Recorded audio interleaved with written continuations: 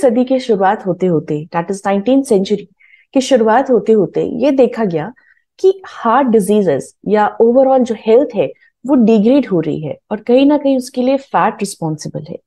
इससे क्या हुआ, बहुत सारी रिसर्चेस आई कि फैट खराब है या हमारे फैट स्वास्थ्य के लिए अच्छा नहीं है, और फैट के कंजम्पशन में या सेवन में बहुत गिरावट देखी गई। बहुत लोगों ने फैट लेना बंद कर दिया। लेकिन उसके बावजूद भी फिर क्या हुआ कि कुछ समय तक सबका स्टेबल रहा, लेकिन उसके बावजूद भी जैसे जैसे समय बढ़ा फैट का सेवन कम हुआ, रिसर्चेस आती गई। लेकिन फिर भी देखा गया कि जो हार्ट रिलेटेड जो एलिमेंट्स हैं, जो हार्ट रिलेटेड इश्यूज हैं या ओवरऑल जो हेल्थ है, स्वास्थ्य है, वो अभी भी इतना इम्प्रूव नहीं हो रहा था। जो हार्ट रिलेटेड एलिमेंट्स है वो अभी भी लोगों में हो रहे थे। फिर ये देखा गया कि अब कौन सा ऐसा न्यूट्रिएंट है या हम ऐसा कौन सा एक लूप होल क्रिएट कर रहे हैं अगर हम फैट को भी बंद कर रहे हैं, जिसकी वजह से अभी भी हेल्थ में डिटोरेशन हो रहा है, गिरावट आ रही है, या जो हेल्थ हार्ट रिलेटेड जो एलिमेंट्स हैं वो अभी भी हो रहे हैं। वहां पर उनको ये पता चला कि फैट, जब आगे और रिसर्चेस हुई एडवांस, कि सिर्फ फैट का सेवन खत्म करना या कम करना ही इंपॉर्टेंट नहीं है, लेकिन किस प्रकार के फैट के सेवन को हमें कम करना है और किस प्रकार के फैट के सेवन को हमको बढ़ाना है जिससे हेल्थ या हमारा हार्ट जो है वो और हेल्दी हो।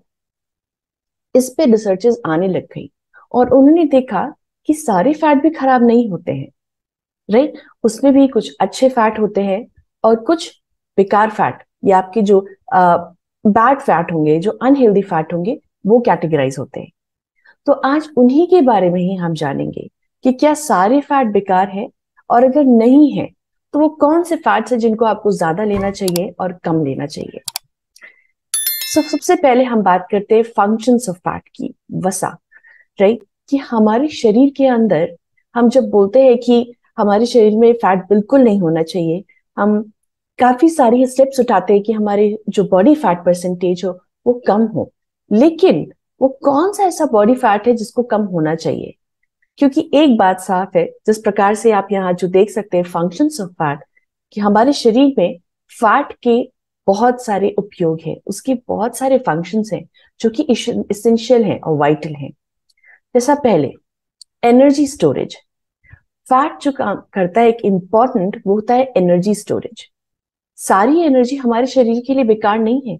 हमारे शरीर को दिन पर दिन काम करने के लिए एनर्जी की जरूरत होती है। पुराने समय में जब फूड इतना एक एक ऐसा एक रिसोर्सेस था जो आपको एम्पल अमाउंट में नहीं मिलेगा, उसकी स्कार्सिटी भी होती थी पुराने समय में, वहां पर आपका शरीर कैसे चलेगा, राइट। आपका कार्बोहाइड्रेट फॉर्म स्टोर्ड है ग्लाइकोजन के फॉर्म में। लेकिन इसके बाद फैट एक ऐसा एक न्यूट्रिएंट होता है जो आपके शरीर को एनर्जी प्रोवाइड करता है, जो आपके शरीर को हर दिन की दिनचर्या को बढ़ाने के लिए गुड अमाउंट में एनर्जी प्रोड्यूस करता है। अगर आप देखिए कार्बोहाइड्रेट को या अगर आप देखिए प्रोटीन को, तो 1 ग्राम कार्बोहाइड्रेट या 1 ग्राम प्रोटीन आपको 4 किलो कैलोरी देता है।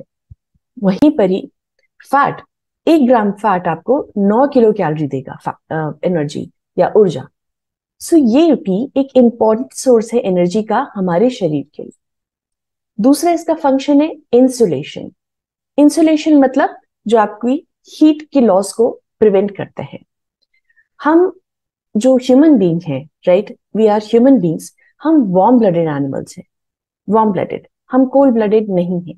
तो हमारे शरीर में थर्मो रेगुलेशन या तापमान का जो एक कंट्रोल करने की जो एक प्रक्रिया है वो बहुत इंपॉर्टेंट है। कितने भी वेदर आ जाए, हम कभी पसीना हम निकालते हैं, कभी हमको कपकपाहट होती है, ये सारे मैकेनिज्म है कि हम अपने शरीर के तापमान को गर्म रखें अराउंड 37 डिग्री सेल्सियस, राइट। तो ये वार्म ब्लडेड होता है। फैट एक ऐसा न्यूट्रिएंट है जो इस जो हमारे शरीर के तापमान को जो रेगुलेट करने की जो प्रक्रिया है उसमें इंपॉर्टेंट रोल प्ले करता है, थर्मो रेगुलेशन में हेल्प करता है।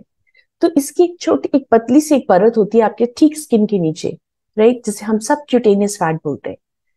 ये हमारे शरीर को जो हीट लॉस होता है उसको प्रिवेंट करता है, राइट, और हमको हमारे शरीर की टेम्परेचर को रेगुलेट करता है।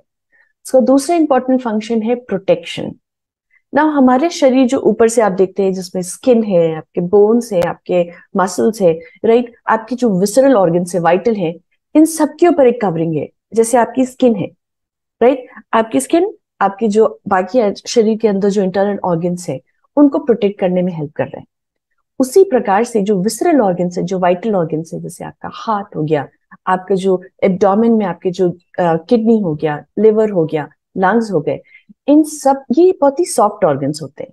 तो इनको प्रॉपर प्रोटेक्शन की जरूरत होती है एक्सट्रीम में। कहीं आपको झटका लगा, राइट, आपका कहीं पे किसी प्रेशर के साथ आपका एक्सर्शन हुआ, यहाँ पर जो वाइटल ऑर्गन्स है, क्योंकि ये सॉफ्ट टिश्यू से बने हुए, इनको चोट पहुंचने की जो इनकी टेंडेंसी होती है वो ज्यादा होती है। तो यहाँ पर प्रोटेक्शन, एक कुशनिंग इफेक्ट की जरूरत है। वो प्रोटेक्शन, वो कुशनिंग इफेक्ट इस फैट से मिलता है। उसी के साथ साथ हार्मोन प्रोडक्शन। हमारे शरीर में ऐसे काफी सारे हॉर्मोन्स हैं जो फैट प्रकृति के होते हैं, जैसे लेप्टिन। हमने काफी सारे सेशंस में सुना लेप्टिन हार्मोन के बारे में, राइट, जो हमको सटाइटी प्रोवाइड करता है, फीलिंग ऑफ फुलनेस देता है।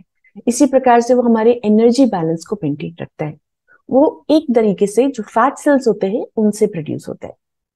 उसी के साथ साथ एक दूसरा हार्मोन होता है जैसे रेजिस्टिन। रेजिस्टिन एक प्रकार का अगेन फैट प्रकृति का होता है, जो इंसुलिन सेंसिटिविटी में इंपॉर्टेंट रोल प्ले करता है, इन्फ्लेमेशन को कम करता है। हमारे शरीर में काफी सारे जो सेक्स हॉर्मोन्स होते हैं जैसे टेस्टोस्टेरॉन, एस्ट्रोजन, प्रोजेस्टेरॉन, ये सारे फैट प्रकृति के होते हैं, स्टेरॉइड्स होते हैं नेचर में।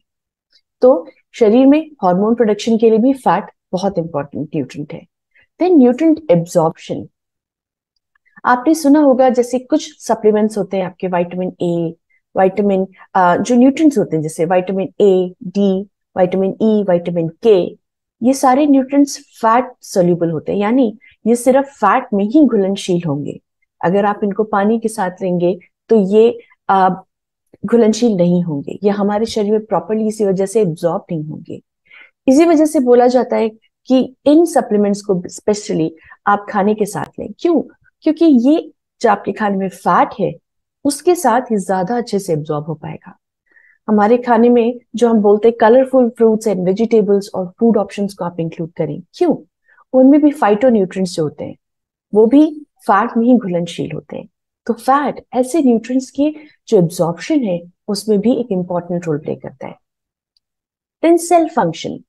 हम सब जानते हैं कि हमारी बॉडी छोटे छोटे छोटे बहुत सारे सेल्स से मिलकर के बनी है, राइट। जैसे हमने एग्जांपल दिया हमारी स्किन, वो हमारे पूरे शरीर को एक आउटर लेयर देती है, एक कवरिंग देती है, एक स्ट्रक्चर देती है। उसी प्रकार से सेल का भी एक स्ट्रक्चर होता है जो उसकी फ्लूइडिटी, उसकी फ्लेक्सिबिलिटी को मेंटेन रखने में हेल्प करता है। तो वो जो एक आउटर लेयर होती है सेल की, जिसको सेल मेम्ब्रेन बोलते हैं, वो भी एक प्रकार के फैट से ही बना होता है, जिसको फॉस्फोलिपिड बोलते हैं, राइट। ये क्या करता है? उसको एक स्ट्रक्चर दे रहा है, उसकी फ्लेक्सिबिलिटी को मेंटेन रखता है। जैसे हमारी स्किन प्लास्टिक नहीं है, वो फ्लेक्सिबल है, राइट। उसी प्रकार से सेल मेम्ब्रेन भी फ्लेक्सिबल होता है और वो कंट्रोल रखता है कि आपकी सेल के अंदर क्या जाना चाहिए, जैसे अलग अलग प्रकार के न्यूट्रिएंट्स, और किन चीजों को रोकना चाहिए, जैसे अलग अलग प्रकार के टॉक्सिन्स। तो वहां पर भी एक फैट इंपॉर्टेंट रोल प्ले करता है। Then brain health. जैसे गोपाल जी ने बिल्कुल सही बोला, हमारे ब्रेन में जो ब्रेन होता है वो 60 से 70% फैट होता है। तो आप सोचिए बिना फैट के हमारा ब्रेन कैसे काम करेगा। सो फैट हमारे शरीर के लिए कितना जरूरी है, हमारे ब्रेन की फंक्शनिंग के लिए जरूरी है, उसके स्ट्रक्चर के लिए, उसकी बनावट के लिए, उसके फंक्शन के लिए जरूरी है। आपने सुना ही होगा EPA and DHA, omega 3 fatty acids, वो हमारे ब्रेन के फंक्शन के लिए कितने जरूरी है। मेमोरी, लर्निंग, इमोशंस, कितने सारे फंक्शंस में हेल्प करता है। अगर आप देखें नर्व, जो हमारा नर्व इम्पल्स होता है, आप किसी भी पानी को के ग्लास को छूते हैं, अगर वो गर्म है, फौरन मिली सेकेंड्स में आपका ब्रेन उसको एनालाइज कर लेता है कि पानी का ग्लास गर्म है, आपको उसको नहीं छूना है, और आप उंगली पीछे हटा लेते हैं, राइट। तो आपके फिंगर टिप्स से लेकर के ब्रेन तक और वापस से ब्रेन से लेकर फिंगर टिप्स तक कितने सारे नर्व इम्पल्स का ट्रांसमिशन होता है।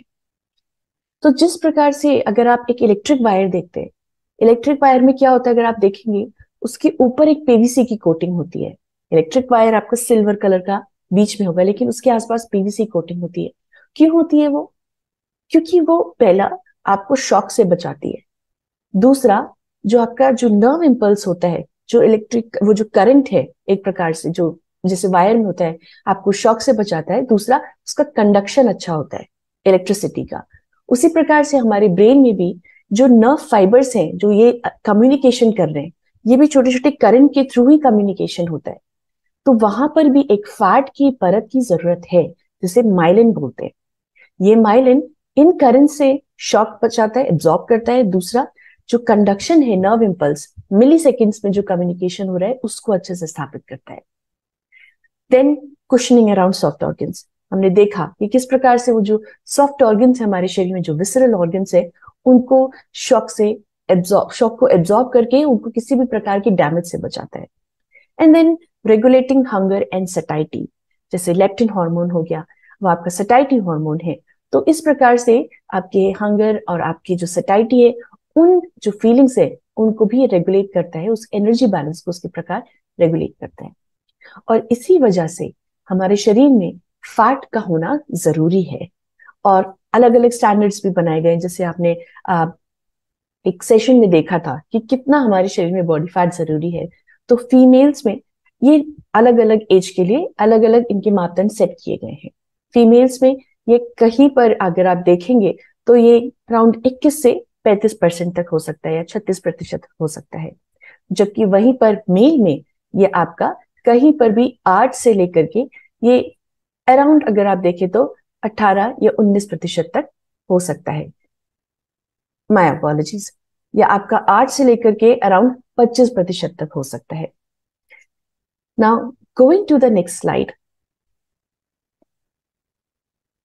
तो हमने तो बात कर ली कि हमारे शरीर को फैट की जरूरत है, और हम ये भी जानते हैं कि फैट अलग अलग जगह पे हमारे जो शरीर होता है वहां पर प्रेजेंट होता है। जैसे पहला है सबक्यूटेनियस फैट, वो हमारे ठीक शरीर के नीचे प्रेजेंट है, दैट इज सबक्यूटेनियस फैट। दूसरा होता है विसरल फैट, जो हमारे विसरल ऑर्गन्स होते हैं, स्पेशली जो हमारे एब्डोमिनल एरिया में प्रेजेंट होते हैं, राइट। वहां पर जो फैट जिस प्रकार से प्रेजेंट होता है उसको विसरल फैट बोलते हैं। और एक होता है हमारा रेट्रोपेरिटोनियल फैट। रेट्रोपेरिटोनियल फैट जो आपके बैक साइड पे, जहां पर आपका स्पाइनल कॉर्ड है, ये उधर की तरफ प्रेजेंट होता है, और ये भी हमारे स्पाइनल कॉर्ड को प्रोटेक्शन के लिए प्रेजेंट होता है। तो होता क्या है, अगर आपका सबक्यूटेनियस विसरल फैट और आपका रेट्रोपेरिटोनियल फैट जो जितना अमाउंट में जरूरी है हमारे शरीर को, अगर उतने ऑप्टिमल अमाउंट में प्रेजेंट है, तो वो तो आप जो भी मेटाबॉलिक डिजीजेस हैं, राइट, क्योंकि हम जानते हैं फैट को और जो मेटाबॉलिक हेल्थ है उसके बीच में डायरेक्ट रिलेशनशिप है। तो देखने वाली बात ये है कि जब ये तीनों प्रकार के फैट हमारे ऑप्टिमल अमाउंट प्रेजेंट होते हैं, जितने हमारे शरीर को जरूरत है, तो हमें किसी प्रकार के जो मेटाबॉलिक फ्लक्चुएशन है उसका लोवेस्ट रिस्क होता है। लेकिन अगर इसका अमाउंट थोड़ा भी बढ़ा, और स्पेशली अगर आप देखेंगे कि अभी विसरल फैट आपका डिस्टर्ब नहीं हो रहा है, जो यहाँ पर प्रेजेंट है, जो विसरल ऑर्गन्स के आसपास प्रेजेंट है, लेकिन जो हमारे स्किन के ठीक नीचे सबक्यूटेनियस फैट है, अगर वहां पर ये धीरे धीरे बढ़ना इसका शुरू हुआ अलॉन्ग विद रेट्रोपेरिटोनियल फैट, तब धीरे धीरे आपका रिस्क बढ़ने लगेगा ना। जब एस्थेटिकली इसका ज्यादा इफेक्ट पड़ रहा है, क्योंकि धीरे धीरे आप देखेंगे कि आपका इंचेस बढ़ रहे हैं, राइट, आपका जो स्टमक है, टमी एरिया वो फ्लैबी हो रहा है। तो यहाँ पर आपका जो भी मेटाबॉलिक डिजीजेस है या जो डिसऑर्डर्स हैं, उसके जो रिस्क है वो मॉडरेट की तरफ बढ़ेगा। लेकिन हाईएस्ट रिस्क होता है जब आपका विसरल फैट हाई होता है, राइट, क्योंकि वो डायरेक्ट टेंडेंसी रख सकता है, उसकी कैपेबिलिटी इतनी पोटेंशियल है कि वो फैट आपके विसरल ऑर्गन्स को अफेक्ट करे, जैसे हार्ट, राइट। तो जब अगर आप यहाँ पर देखें, जब विसरल फैट का अमाउंट ज्यादा है even as compare to subcutaneous fat, तब किसी भी मेटाबॉलिक डिसऑर्डर या फ्लक्चुएशंस का हाईएस्ट अमाउंट में रिस्क होता है। और इसीलिए हम अलग अलग प्रकार से, क्योंकि सबक्यूटेनियस फैट आसान है, आप अपने शरीर के थ्रू आप देख सकते हैं, जैसे आपका इंचेस बढ़ रहे हैं, राइट, आपका स्किन फ्लैबी हो रहा है। लेकिन विसरल फैट आपके शरीर में कितना है वो जानना डिफिकल्ट होता है, क्योंकि वो आप नेकेड आई से नहीं देख सकते। और इसीलिए आपको रिकमेंडेशन होता है कि आप एनालाइजर्स के थ्रू, जैसे बीसीए मशीन हो गया, उसके थ्रू अपने विसरल फैट को चेक रखें, राइट। यही जरूरी है कि आप अपने विसरल फैट को हमेशा कंट्रोल में रखें, अलग अलग जो भी रिकमेंडेशंस हैं उसके through. Now types of adipose tissue. तो हमने ये भी देखा कि हमारे जो फैट सेल्स हैं वो अलग अलग प्रकार के होते हैं, राइट, और वो स्टोर होते हैं हमारे शरीर के अंदर। तो एडिपोज टिश्यू जहां पर फैट स्टोर होता है वो भी तीन प्रकार के होते हैं। अगर आप देखें, एक होता है आपका ब्राउन एडिपोज टिश्यू, एक होता है आपका पी जैसे एडिपोज टिश्यू, और तीसरा होता है व्हाइट एडिपोज टिश्यू। सबसे ज्यादा अमाउंट में जो हमारे शरीर में प्रेजेंट होता है व्हाइट एडिपोज टिश्यू। और क्यों उसको व्हाइट एडिपोज टिश्यू बोलते हैं? क्योंकि अगर आप ऊपर ये स्ट्रक्चर देखें, इसमें एक बड़ा आपका लिपिड मॉलिक्यूल प्रेजेंट होगा और छोटे छोटे ये माइटोकॉन्ड्रिया प्रेजेंट होंगे। माइटोकॉन्ड्रिया क्या होते हैं? पावर हाउस होते हैं हमारे सेल के, राइट। तो जैसे जैसे हम बड़े होते, हमारे शरीर के अंदर व्हाइट एडिपोज टिश्यू ज्यादा होता है, जो सबक्यूटेनियस फैट के फॉर्म में, विसरल फैट के फॉर्म में प्रेजेंट होता है।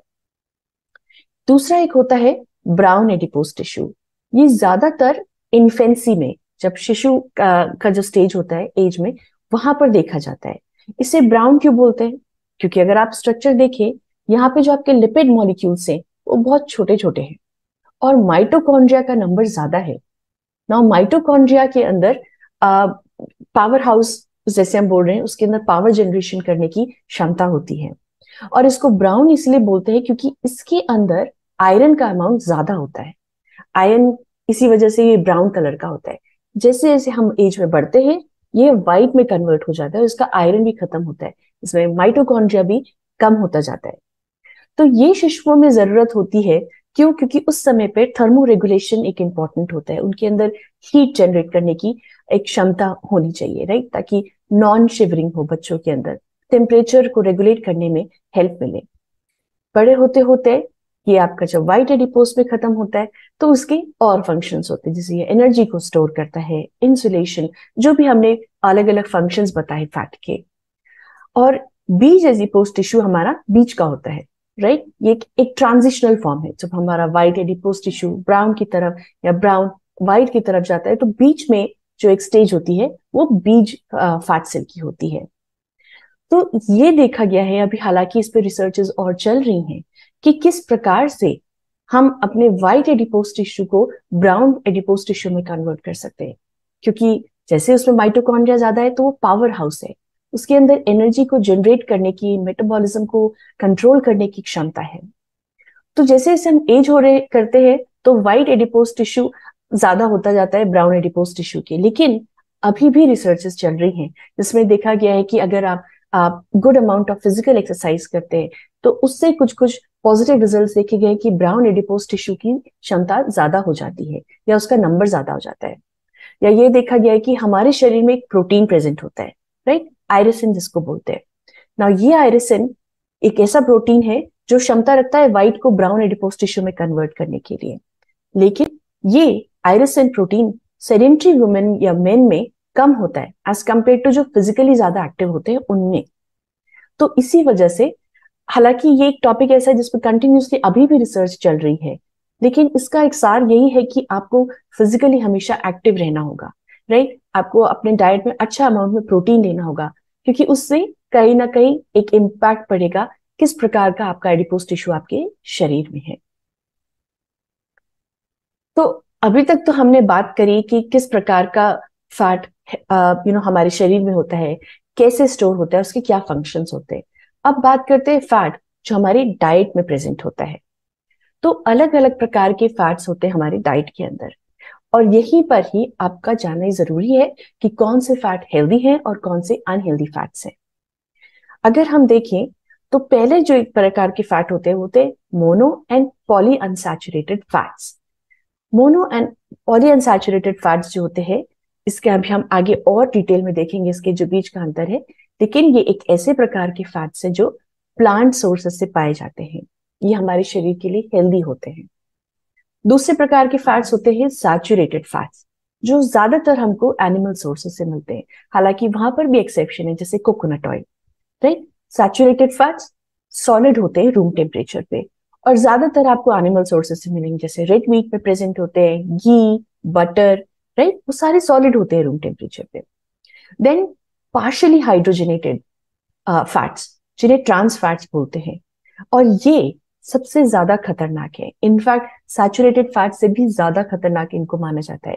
ये एक स्लो टॉक्सिन की तरह काम करते हैं हमारे शरीर में। तो अब देखते हैं कि इन फैट्स को थोड़ा सा डिटेल में पढ़ते हैं।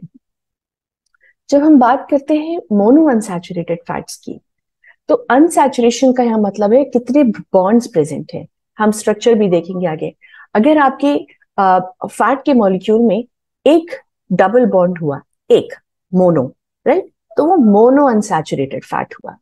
अब क्यों आपके अनसैचुरेटेड फैट्स लिक्विड होते हैं वो भी हम आगे देखेंगे, लेकिन यहाँ आपका जानना जरूरी है कि जब अनसैचुरेशन होता है, यानी इसके अंदर जब आपके डबल बॉन्ड्स प्रेजेंट होते हैं, तो वो वाले फैट्स जो होते हैं वो लिक्विड होते हैं आपके रूम टेम्परेचर पे। अगर आप देखेंगे जैसे यहाँ कनोला ऑयल है, आपका ऑलिव ऑयल, पीनट ऑयल, ये आपके लिक्विड होते हैं। और जैसे एवोकाडोज, ये हमारे गुड सोर्सेज होते हैं मोनो अनसैचुरेटेड फैट्स के। Then poly unsaturated fats, poly मतलब बहुत सारे, तो यहाँ पर काफी सारे डबल बॉन्ड्स प्रेजेंट होते हैं, सिर्फ एक नहीं। ये भी लिक्विड होते हैं रूम टेम्परेचर पे, जैसे, और इनके सोर्सेज जैसे safflower. Now safflower sunflower different है। सनफ्लावर हम जानते हैं सूरजमुखी, सेफ्लावर भी एक प्रकार का फ्लावर होता है जिसको कुसुम भी बोलते हैं, राइट। वो सेफ्लावर का भी जो सीड होता है जिससे ऑयल निकलता है वो बहुत हेल्दी होता है। आपका सेसमे यानी तिल का oil, and sunflower oil, corn, soybean oil, nuts और सीड्स, जो भी हम अलग अलग नट्स होते हैं, हमारे सीड्स होते हैं, पंपकिन सीड्स हो गए, chia seeds, flax seeds, then आपका कैश्यू नट्स, आमंड्स, वॉलनट्स, इन सब में अच्छे अमाउंट में पॉली अनसैचुरेटेड फैट प्रेजेंट होता है। Then saturated fats, saturated fats solid. तो आप हमेशा याद रखिए, जो भी रूम टेम्परेचर पर सॉलिड होते हैं फैट्स, वो सैचुरेटेड फैट्स होते हैं, जैसे आपका मीट और डेयरी फूड्स और trans foods. Now trans foods कैसे बनता है? ट्रांस फूड्स नेचुरली प्रेजेंट नहीं होता है। वो कैसे प्रेजेंट होता है? जब भी लिक्विड ऑयल को हम बहुत ज्यादा जब हीट करेंगे, तो उससे ही ये बनता है हमारा ट्रांस फैट, राइट। ये ज्यादा स्टेबल होता है क्योंकि ये आपके जो भी रैंसिड कंडीशंस होते हैं उनको ये स्टैंड कर सकता है, हाई टेम्परेचर को स्टैंड कर सकता है। जैसे आपके अलग अलग प्रकार के जो सोर्सेज होते हैं, जैसे फ्राइड फूड्स हो गया, जब कचौड़ी, समोसाज, जो बेक्ड गुड्स हो गया, पेस्ट्रीज, कुकीज, उसके अंदर जिस प्रकार का फैट यूज होता है वो होता है हमारा ट्रांस फैट। अब थोड़ा सा गौर से देखते हैं स्ट्रक्चर को, जो हम सॉलिड लिक्विड की बात कर रहे थे वो क्यों होता है। अगर आप यहाँ पर देखें, ये एक फैट का मॉलिक्यूल है, राइट। ये जो ऊपर वाला हिस्सा है ग्लिसरॉल, ये हमारा वाटर सॉल्युबल होता है, और नीचे वाला जो एरिया है ये हमारा फैट सॉल्युबल होता है, यानी फैट में ही घुलनशील हो सकता है। अगर आप देखें तो ये जो फैटी एसिड्स हैं ये एकदम सीधी लाइन में, क्योंकि ये सिंगल बॉन्ड है। अब हुआ क्या, जब ये सीधी लाइन में है, यानी ये सारे मॉलिक्यूल एक जैसे। अब आप इमेजिन कीजिए, अगर ऐसे ही काफी सारे मॉलिक्यूल्स लाइन में एक दूसरे के साथ लगे होंगे तो होगा क्या, क्योंकि ये तो एक लाइन में है, क्या होगा, एक कॉम्पैक्ट स्ट्रक्चर बनाएंगे, राइट। एक एक एक ज्वाइन करके कॉम्पैक्ट स्ट्रक्चर बनाएंगे जहां पर कोई गैप नहीं है बीच में। तो उससे होगा क्या, एक टाइटनेस आएगी, एक हार्डनेस आएगी। इसी वजह से सैचुरेटेड फैट सॉलिड होता है। लेकिन अगर आप अनसैचुरेटेड फैट देखें, यहाँ पर डबल बॉन्ड्स प्रेजेंट होते हैं। जैसे आप ये देखिए, यहाँ पर ये थोड़ा सा टिल्ट हो गया, टेढ़ा हो गया यहाँ पर। अब आप इमेजिन कीजिए कि ये ऑयल या ये मॉलिक्यूल्स आपस में जुड़े हुए हैं, क्योंकि यहाँ पे ये जो टिल्ट है, जो एक यहाँ पे जो हल्का सा ये टेढ़ा हो रहा है, इसकी वजह से क्या है कि ये मॉलिक्यूल्स टाइटली पैक नहीं हो पाएंगे एक दूसरे के साथ, कहीं ना कहीं इनके बीच में गैप रहेगा। इसी वजह से, क्योंकि टाइटली पैक नहीं होते हैं, अनसैचुरेटेड फैट्स लिक्विड होते हैं रूम टेम्परेचर पर। और ट्रांस फैट्स जो स्लो पॉइजन की तरह काम करता है।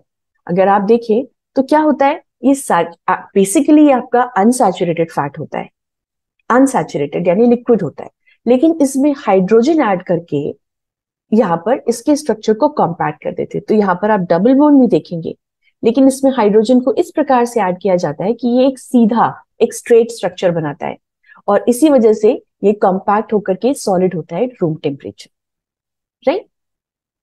नाउ पॉली अनसैचुरेटेड फैट्स, हमने देखा कि पॉली अनसैचुरेटेड फैट्स क्या होते हैं। ये भी दो प्रकार से हो सकते हैं, ओमेगा 3 और ओमेगा 6 फैटी एसिड्स। ओमेगा 3 हम जानते हैं, इसके अंदर हमारा ईपीए आता है, हमारा डीएचए आता है। बेसिकली अगर मैं देखूं या आपको बताऊं, तो प्रिंसिपली ये जो हमारी जो सी फूड होता है, जैसे आपकी सार्डीन, आपका मैक्रेल, आपका एंचोवीज, इन फिशेज में प्रेजेंट होता है, right, principal form of omega 3, जैसे आपका डीएचए एंड ईपीए आपके ब्रेन में जो हेल्प करता है, जिसे हम बार बार बोलते हैं, ये आपके नॉन वेजिटेरियन सोर्सेज या सी फूड में ही प्रेजेंट होता है। वेजिटेरियन में भी ये ओमेगा 3 प्रेजेंट होता है, लेकिन in the form of ALA, यानी अल्फा लिनोलेइक एसिड। तो जब हम एएलए लेते हैं या वेजिटेरियंस जो होते हैं, यहीं पर ही उनको एक डिसएडवांटेज होता है, क्योंकि उनको डायरेक्ट फॉर्म ऑफ ईपीए और डीएचए नहीं मिल रहा है, उनको एएलए मिलता है अलग अलग प्रकार से, राइट, जैसे chia seed, flax seeds, walnuts, उनके थ्रू एएलए मिलता है, जो फिर हमारे शरीर में जाकर के कुछ मात्रा में ईपीए और डीएचए में कन्वर्ट हो जाता है। और इसीलिए जो वेजिटेरियंस होते हैं वो समटाइम्स डिवॉइड रह जाते हैं इस ओमेगा 3 जो ईपीए और डीएचए है इन फैटी एसिड्स में। तो वहीं पर ही उनको बोला जाता है कि आप सप्लीमेंट्स लीजिए जिसमें ओमेगा 3 आपको डायरेक्ट ईपीए और डीएचए के फॉर्म में मिले। और इसके काफी सारे हेल्थ बेनिफिट्स होते हैं, anti inflammatory, heart health, brain function. दूसरी तरफ होते हैं polyunsaturated fats omega 6 fatty acids की फॉर्म में, जो आपके ज्यादातर जो वेजिटेरियन सोर्सेज होते हैं जैसे वेजिटेबल ऑयल्स, फ्लैक्स सीड्स, आपके एग, उनमें प्रेजेंट होते हैं। और इनके कुछ एग्जांपल्स जैसे लिनोलेइक एसिड या फिर आपका प्रेजेंट हो गया अरेकिडोनिक एसिड। इनके भी इंपॉर्टेंट फंक्शंस होते हैं, जैसे सेल का स्ट्रक्चर, हार्मोन का प्रोडक्शन, वहां पर ओमेगा 6 जो होता है वो इंपॉर्टेंट रोल प्ले करते हैं। लेकिन ध्यान देने वाली बात यह है कि आपको एक अच्छा बैलेंस मेंटेन रखना है ओमेगा 3 और ओमेगा 6 के बीच में, राइट। अलग अलग काफी एस्टीम्ड ऑर्गेनाइजेशंस हैं, जैसे Harvard, WHO, EFSA which is European food safety authority, वो आपको बताता है कि आपको ओमेगा 3 और ओमेगा 6 के बीच में एक रेशियो को मेंटेन करना चाहिए, एक बैलेंस रखना चाहिए, राइट। कितना रेशियो रखना चाहिए, कितना अनुपात होना चाहिए, उस पर अभी भी रिसर्च चल रही है। बट कहीं 1:1 ओमेगा 3 और ओमेगा 6 का, वहां से लेकर 1:10 ओमेगा 3 यानी 1 और ओमेगा 6 10 पार्ट, 1:10 तक की रेशियो में आपका ओमेगा 3 और ओमेगा 6 का रेशियो होना चाहिए, उससे ज्यादा नहीं। लेकिन क्या होता है, हम आज के समय में देखिए जिस प्रकार से हम इतना रिफाइंड फूड्स खा रहे हैं, हम इतने फ्राइड फूड्स खा रहे हैं, इतना ऑयल का कंजम्पशन कर रहे हैं, हमारा ओमेगा 6 का जो कंजम्पशन है वो इवन 15th पार्ट, 16 पार्ट तक पहुंच जाता है, यानी 1:15। क्यों? क्योंकि एक तो हम ऐसा प्रकार का खाना खा रहे हैं और हमारी डाइट में ओमेगा 3 फैटी एसिड्स की कमी है, तो वो हमारे शरीर का जो मेटाबॉलिक हेल्थ है उसको कहीं ना कहीं डिस्टर्बेंस कर सकता है। तो इसीलिए जो उसका एक रेशियो है 1:1 से 1:10 तक का, उसको मेंटेन करना जरूरी है। कैसे? आप जैसे वेजिटेबल ऑयल्स ले रहे हैं, आप उसका कंजम्पशन रखिए, लेकिन थोड़ा सा लोअर अमाउंट में। साथ ही साथ आप अपने ओमेगा 3 के कंटेंट को इंप्रूव करें। तो यही जो हम अभी इतने दिन से बात कर रहे थे, इतनी देर से, कि किस प्रकार की फैट्स हमारे शरीर के लिए जरूरी है, तो नेशनल एकेडमी ऑफ मेडिसिन भी रिकमेंड करता है कि हमको ज्यादा से ज्यादा मूफा और पूफा यानी मोनो और पॉलीअनसैचुरेटेड फैट्स को लेना चाहिए एज कंपेयर टू सैचुरेटेड और ट्रांस फैट्स में। In fact Harvard school of medicine बोलता है कि हमें ट्रांस फैट्स को तो पूरा अवॉइड करना चाहिए। क्यों? क्योंकि जो अनसैचुरेटेड फैट्स है वो हमारे हेल्दी जो कोलेस्ट्रॉल है उसको बढ़ाता है। सैचुरेटेड फैट अनहेल्दी कोलेस्ट्रॉल को बढ़ाता है, लेकिन हेल्दी कोलेस्ट्रॉल को टच नहीं करता।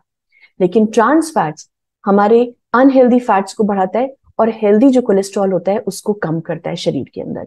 इसीलिए हमें कंप्लीटली अवॉइड करना चाहिए ट्रांस फैट्स को, लिमिट करना चाहिए सैचुरेटेड फैट्स को, और रिप्लेस करना चाहिए हमेशा good amount of MUFA and PUFA वाले फैट से। आप कुछ इंटरेस्टिंग फैट्स, एक आपने बहुत ही कॉमन प्रैक्टिस देखी होगी, रीहीट करना ऑयल को, उसको हमको कम करना चाहिए। हमें बार बार तेल को या ऑयल को हीट नहीं करना चाहिए। क्यों? क्योंकि जब हम हीट करते हैं ऑयल को, इसका जो केमिकल स्ट्रक्चर होता है वो टूट जाता है। इससे क्या होता है? इससे अनहेल्दी कंपाउंड्स निकलते हैं, राइट। एक्रोलीन जैसा हार्मफुल केमिकल निकलता है जो हमारे शरीर के लिए बहुत हार्मफुल होता है। ट्रांस फैट्स बनने के चांसेस ज्यादा हो जाते हैं। इसलिए आप ध्यान रखें, अगर आप कुछ डीप फ्राई कर भी रहे हैं तो बहुत कम अमाउंट ऑयल में फ्राई करें, ताकि उसका बार बार आपको यूज ना करना पड़े। देन हिडन फैट्स, जैसे कुछ आप देखेंगे कि आपका होल व्हीट ब्रेड है, राइट, या आपके होल मिलेट के कुकीज हैं, तो वहां पर आप देखें कि वो हेल्दी तो दिख रहे हैं आपको, उसमें होल व्हीट फ्लावर है, उसके अंदर मिलेट्स है, लेकिन उसको टेस्टी बनाने के लिए उसमें बहुत अमाउंट में फैट भी जाता है। अगर वो बोल रहे हैं नो शुगर, तो आप देखिए क्या उसके अंदर शुगर का सब्स्टिट्यूट फैट तो नहीं। तो उन हिडन फैक्ट्स का भी आप ध्यान रखिए कि उसमें उसके न्यूट्रिशन लेवल को पढ़िए कि उसके ट्रांस फैट्स तो नहीं प्रेजेंट है। देन कोल्ड प्रेस्ड ऑयल, आज के समय में वापस से ट्रेंड आ गया है कोल्ड प्रेस्ड ऑयल का, जैसे पुराने जमाने में होता था। क्यों? क्योंकि जब हम प्रोसेस करते हैं किसी भी ऑयल का, जैसे हम अलग अलग प्रकार के वेजिटेबल ऑयल लेते हैं ना, तो वहां पर क्या होता है कि अलग अलग प्रकार की प्रोसेसिंग होती है, हीट ट्रीटमेंट दिया जाता है, केमिकल सॉल्वेंट्स का यूज होता है। उससे होता क्या है, जो हमारे ऑयल का जो न्यूट्रिशनल वैल्यू है वो कम हो जाता है। इसीलिए आप कोल्ड प्रेस्ड ऑयल का इस्तेमाल कीजिए, वहां पर न्यूट्रिशनल वैल्यू ज्यादा होती है, उसका एरोमा अच्छा होता है, राइट? तो आप कोल्ड प्रेस्ड का इस्तेमाल ज्यादा कर सकते हैं। And then refinement, right? जो हम बात कर रहे हैं प्रोसेस्ड ऑयल्स जो प्रेजेंट होते हैं, तो वो इम्प्योरिटीज और ओडर को तो निकाल देता है, लेकिन साथ साथ में इंपॉर्टेंट जो न्यूट्रिएंट्स होते हैं उनको भी निकाल सकता है। तो आप ये कुछ इंपॉर्टेंट और इंटरेस्टिंग फैक्ट्स हैं जो आपकी रोजमर्रा के जीवन में हेल्प कर सकते हैं। तो कुछ ट्रिप्स और हैक्स, जैसे आप अपने फैट के कंटेंट को कंप्लीटली अवॉइड मत कीजिए, बट उसको एक मॉडरेशन में जरूर से लीजिए, राइट? ज्यादा से ज्यादा आप अनसैचुरेटेड फैट्स का इस्तेमाल करें। फ्राइंग और डीप फ्राइंग की जगह आप ग्रिल करें, खाने को रोस्ट करें, राइट? आप उसमें बॉइलिंग करें, स्टीम करें, ऐसे कुकिंग टेक्निक्स को इस्तेमाल करें। फैटी सॉसेस, जहां पर हम बहुत ग्रेवी वाला फैट रिच ग्रेवी यूज करें, उसकी जगह आप अपने फूड को सीजन करें लेमन जूस के साथ, हर्ब्स के साथ, स्पाइसेस के साथ, राइट? बेकिंग का जब आप इस्तेमाल कर रहे हैं, बेकिंग में फैट की जगह आप और प्रकार के जो फूड इंग्रेडिएंट्स होते हैं उनसे भी आपको वही रिजल्ट मिलेगा। जैसे आप दही का इस्तेमाल कर सकते हैं, जैसे आप फ्रूट्स और वेजिटेबल्स का पल्प इस्तेमाल कर सकते हैं ऑयल की जगह बेकिंग में। जैसे बनाना हो गया, मैश्ड बनाना बहुत इंपॉर्टेंट और एक अच्छा सोर्स होता है जो आपको बेकिंग में अच्छे रिजल्ट्स देता है। जब आप नॉन वेजिटेरियन कोई डिश पका रहे हैं जैसे चिकन, तो आप उसकी स्किन को निकाल दें, क्योंकि वहीं पर ही सबसे ज्यादा फैट प्रेजेंट होता है। और कुकिंग ऑयल्स जब आप इस्तेमाल करें तो आप उसको रोटेट करें, क्योंकि हर एक ऑयल का, आप एक सीड से ही एक ऑयल निकल रहा है, राइट? उसके अंदर कुछ फैटी एसिड्स प्रेजेंट है, लेकिन हमारे शरीर को अलग अलग प्रकार के फैटी एसिड्स की जरूरत होती है। तो जब आप रोटेट करेंगे आपको सारे अलग अलग प्रकार के इसेंशियल फैटी एसिड्स मिलेंगे। तो आप अपने कुकिंग ऑयल्स में रोटेशन लेकर के आए। इसी के साथ मैं आज का सेशन कंक्लूड करती हूँ, ये एक्टिविटी ऑफ द डे के साथ, कि आप अपनी डाइट में हाई फैट और लो फैट फूड को आइडेंटिफाई करें, उन्हें लिस्ट करें, उन्हें एनालाइज करें और हमारे साथ शेयर करें।